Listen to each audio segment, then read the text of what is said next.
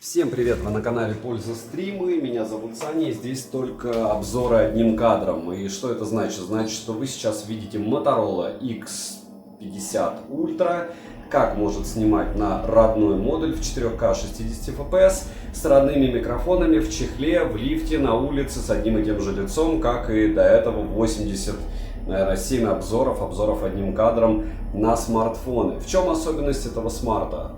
Об этом я расскажу чуть-чуть позже. Почему? Потому что сейчас я вас призову подписаться на канал с колоколом и в первую очередь понять, что данный формат существует на 99% для того, чтобы вы могли отключить мой звук голоса, включить еще 10 обзоров таких же, как у меня на большом экране, и сравнить для себя в одной ценовой категории среди тех смартфонов, что вы выбираете, какая вам картинка приятнее. То есть где-то будет меньше шумов, в какой-то картинке у какого-то смартфона будет однозначно лучше скинтон, для кого-то будет приятно, допустим, Vivo, которая супер красит, для кого-то будет приятно что-то из разряда яблок, что более-менее реально передает цвет кожи и то, что вокруг меня. Ну а кому-то будет какой-то другой девайс интересен. В чем плюс этого? В том, что многие считают, что смартфоны за $300 очень сильно отличаются по качеству видеосъемки от смартфонов за 1000. Это заблуждение. Особенно большое это заблуждение по поводу качества фото, но мы об этом не будем. В общем, если вы на этот канал подписались с колоколом, огромное спасибо. Если еще написали, чтобы продолжал, двойное спасибо.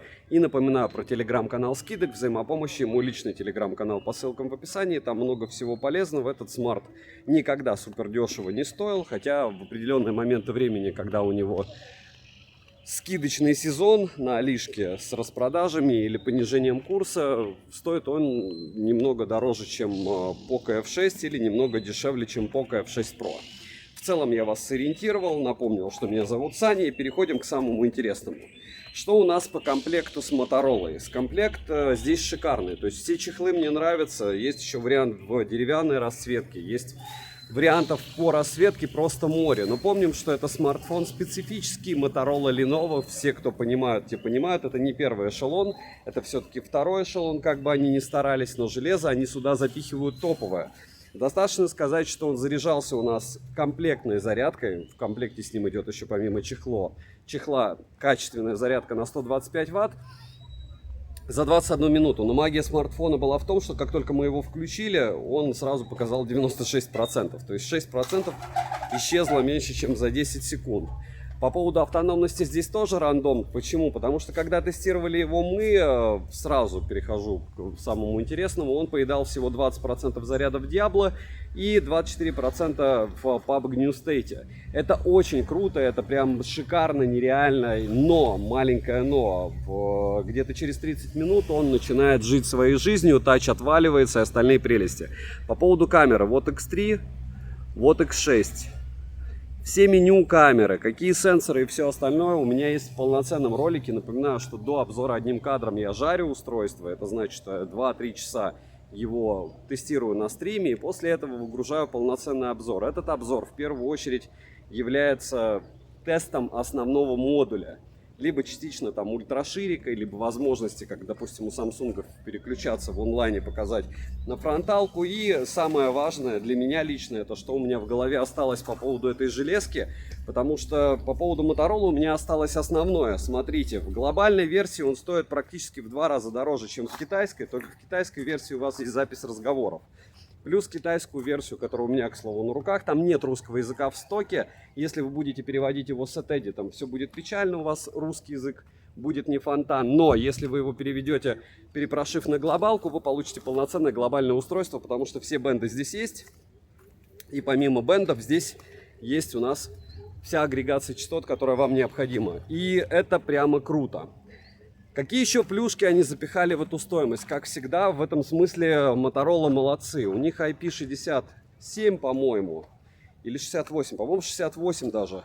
Защита от влаги, перепроверьте в основном обзоре. Это не особо важно. Почему? Потому что при любом раскладе я не советую никому в соленую воду, либо в баню идти со смартфоном, потому что какая бы защищенная у вас железяка не была, часы, наушники, еще что-то, перепады температур не любит никто, и от этого, от супромата никто не убежал. Рано или поздно ваша электроника крякнется намного быстрее, чем должна была бы быть.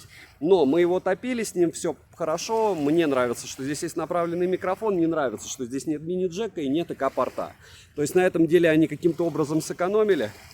Звук мне понравился, вибра мне понравилась. Процессор, когда мы говорим, что вау, они запихали сюда супер новый 8S Gen 3, мы забываем, что это урезанный 8 Gen 2. К слову, 8 Gen 3 уже давно продается, и скоро выйдет 8 Gen 4. Зачем нужны такие мощности? Ну, анимация, в конце концов, приложения становятся все тяжелее, даже игры. И что бы вы ни говорили, допустим, здесь плотность пикселей 450 ppi, яркость довольно приличная. Все здесь вроде бы отлично, и систему, скажем так, есть чем грузить и что отрисовывать. Но основная, по мне, проблема данного смартфона, помимо того, что он живет своей жизнью очень часто по поводу... Сейчас 5 секунд, проверил, да.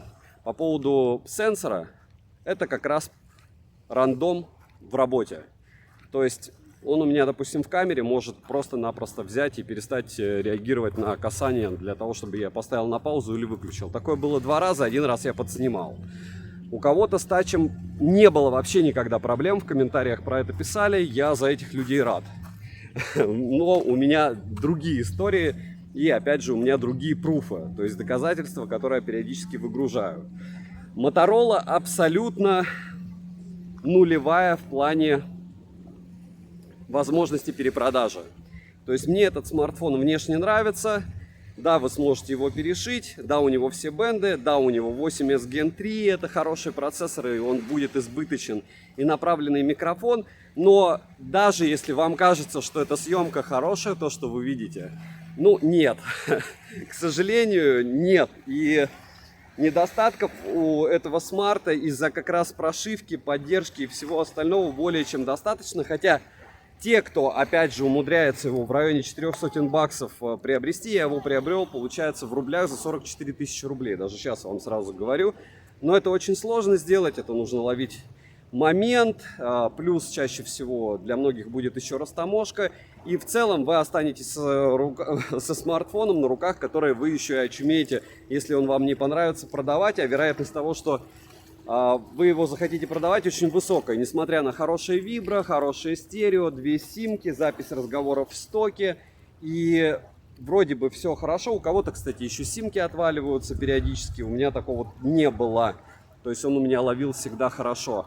В 4К 60 FPS по мне снимает он не супер хорошо, не супер волшебно, даже правильно сказать так, потому что у него есть проседание по кадрам. Оно не космическое, если брать Pixel 8a, который я тестировал. Я специально ставлю смартфон и записываю несколько часов. У него было пропадание всего за 3,5 часа. Он, кстати, 3,5 часа смог снимать в 4К 60 FPS со 100% заряда до нуля, а 8 кадров. То есть он стал снимать при 52, Pixel 8a при 32, так же как, кстати, Samsung, так же как Huawei P70 Pure 70 Ultra. Тот тоже до 32 кадров. И, к слову, вот Pure, Huawei вообще ни один не смогли пройти так долго. То есть он сейчас у нас уже снимает 8 минут 40 секунд.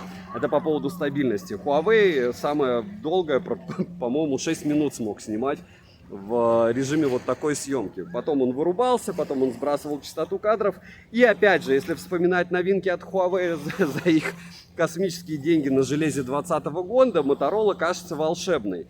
Но с другой стороны, в эти средства всегда можно приобрести бешеное количество устройств, начиная с iQOO 12, Vivo X100S, не знаю, тех же Poco F6 Pro. И в отрыве от них рассказывать про то, какой этот волшебный смартфон, указывает на то, что, о, круто, есть здесь защита от влаги, есть он там, у него внешний вид прикольный, мне он нравится. Хотя, опять же, в черном цвете он у меня заляпывается, заляпался очень прилично, можете посмотреть обзор. Ну, не сказать, что прям там волшебно и охота сразу бежать его покупать. В чехле, да, интересно, он ощущается пузатым, он вытянут и вроде бы с попыткой на компакт, но он реально толстый. У тебя такой, как ощущение кирпичика в руке. Да, круто, что у него металлическая рамка. Да, круто, как у него выглядят камеры, что нет никаких затычек. Довольно неплохая вспышка. Но в целом ощущение от аппарата из разряда: вы фанат, вас он порадует. Вы не фанат, нечего туда лезть, потому что оптимизация не на том уровне, на котором хотелось бы. И просто если сравнивать, опять же, с какими-нибудь там Honor'ами, Huawei'ми, Honor'ами за космические деньги или Huawei'ми за ультракосмические, то с Honor'ами я бы еще подумал, брать это или Honor. Хотя, опять же, Honor 200 в китайской версии мне обошелся в 31 тысячу, и я бы его выбрал. Хотя там максимум 4К 30 FPS съемка, да и ничего критичного именно для использования. Но там бендов нет. Ну, в общем, это не те категории, в которых стоит рассуждать, из разряда нет альтернатив. В целом, что может бренд второго эшелона в плане съемки, как у него происходит сейчас запись и все остальное, вы видите на экране. Основная миссия подобного обзора всегда именно в этом. И почему я это делаю? Наверное, на 99% для того, чтобы маркетологи, которые рассказывают вам, продавая девайсы, как будто это камера, а это не камера, ну это не камера, не дотягивают они до профессиональных камер, к сожалению. Они забывают определенный момент, наверное, момент тестирования. И самое простое — это, да, в социальных сетях показать непонятно какую вам фотку. А вот видео, как это все дело снимает, особенно как в сравнении, как многих хейтеров моих раздражает, что я хожу по одному и тому же маршруту и захожу в один и тот же лифт. В этом-то и магия. Одинаковые условия, разные смартфоны, одинаковая съемка, а качество-то абсолютно разное, правда? И здесь одно может нравиться вам, другое может нравиться мне. Допустим, я вчера выгружал обзор на Pixel 8a, сравнивал его с Poco F6 по видеосъемке и с Vivo X100s. Ну, там часть людей Poco F6 порвала Pixel 8a, часть людей считает, что Vivo с его мольбертом порвала Pixel 8a. На то, сколько людей, столько и мнений. То же самое касается этого великолепного смартфона под неймингом Motorola X50 Ultra или Edge 50, по-моему, Ultra на европейском рынке, американском. Его продают, его покупают, он по мне интересный.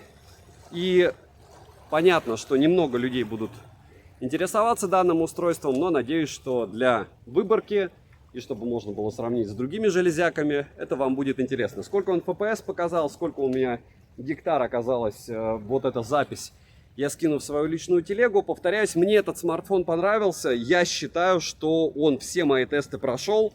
Пусть даже и не в идеальных каких-то условиях. Там PCMark он скидывал, антутовский CPU throttling тест он скидывал у меня. Не хотел проходить часовой.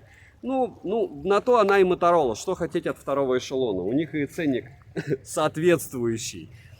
Не берем глобалки. Так что девайсу от меня однозначно да. Если вы в районе 40 вы купили, чтобы поиграться, почему нет?